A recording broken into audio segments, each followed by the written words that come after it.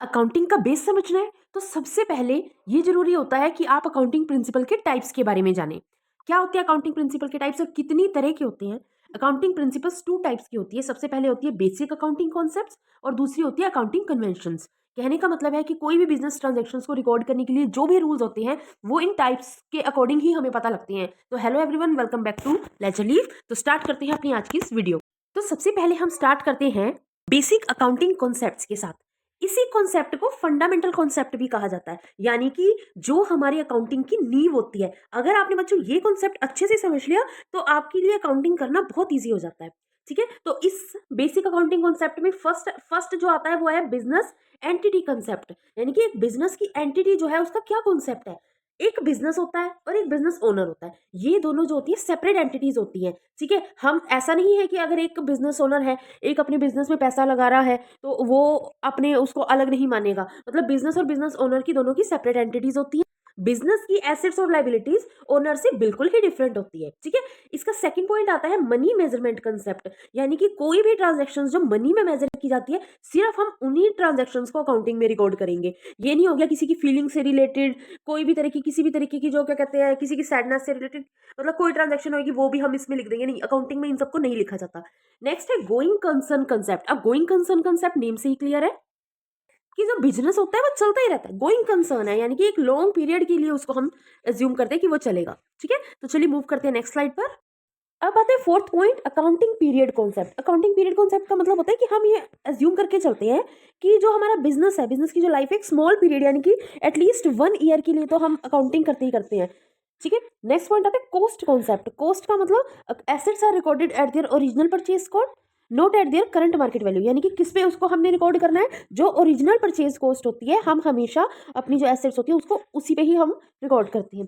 Dual aspect concept. Dual aspect concept का मतलब होता है हर ट्रांजैक्शन जो होती है दो जगह इफेक्ट डालती है, एक होती है डेबिट साइड, एक होती है क्रेडिट साइड। ठीक है, और अगर हम अकाउंटिंग इक्वेशन की बात करें वो क्या होता है कि एसेट्स जो होती हैं जितनी भी हमारी लाइबिलिटीज है उसमें कैपिटल को ऐड कर दो तो हमारी एसेट्स आती है। ओके, नेक्स्ट पॉइंट पे मूव करते हैं, revenue recognition concept. Revenue is recorded when it is earn not when cash is received. हम रेवेन्यू को तभी रिकॉर्ड कर लेते हैं जब हमने वो कमा ली, यानी कि जब हमें चाहे हमें कैश मिला है चाहे नहीं मिला, हमने तो रिकॉर्ड कर लिया ना।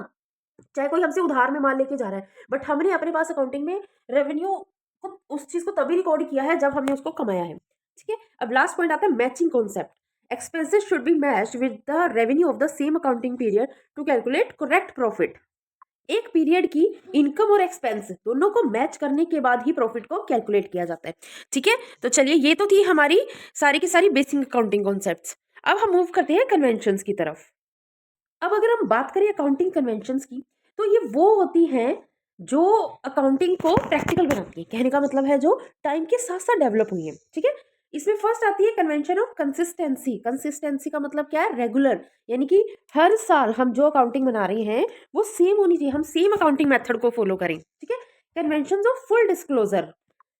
अब फुल डिस्क्लोजर का मतलब क्या होता है कि जो फाइनेंशियल स्टेटमेंट होती है उसमें जितनी भी इंपॉर्टेंट इन्फॉर्मेशन होती है अकाउंटिंग से रिलेटेड वो पूरी तरीके से डिस्क्लोज करनी चाहिए। ठीक है, थर्ड पॉइंट आता है कन्वेंशन ऑफ कंजर्वेटिज्म या फिर प्रूडेंस। इसका मतलब है कि कोई भी हमें ऐसा लग रहा है कि ये लॉस होने वाला है, मतलब पॉसिबल है, ठीक है, या फिर एक्सपेक्टेड भी कह लो, तो उसको इमीडिएटली उसी टाइम रिकॉर्ड कर लो। बट अगर पॉसिबल प्रॉफिट की बात आती है, एक्सपेक्टेड प्रॉफिट की, तो उसको बाद में रिकॉर्ड करो, सबसे पहले पॉसिबल लॉसेस को रिकॉर्ड करो। ठीक है, नेक्स्ट पॉइंट है कन्वेंशन ऑफ मेटेलिटी। मेटेलिटी का मतलब क्या होता है कि इंपॉर्टेंट और सिग्निफिकेंट आइटम्स जो होती है उन्हीं को रिकॉर्ड करना चाहिए सबसे पहले, जो इनसिग्निफिकेंट आइटम्स है उनको हम इग्नोर भी कर सकते हैं। ठीक है, तो ये तो थी हमारी अकाउंटिंग की कन्वेंशंस और बेसिक अकाउंटिंग कॉन्सेप्ट्स जो हमारे टाइप्स ऑफ अकाउंटिंग प्रिंसिपल्स में आते हैं। तो बच्चों आपको अगर ये समझ आई है तो मेरी वीडियो को लाइक शेयर और सब्सक्राइब तो करना ही करना। और इस वीडियो में अगर आपको कोई भी प्रॉब्लम आ रही है तो प्लीज मुझे कमेंट करके जरूर पूछना ताकि मैं आपकी प्रॉब्लम को सॉल्व कर सकूं। तो मिलते हैं नेक्स्ट वीडियो।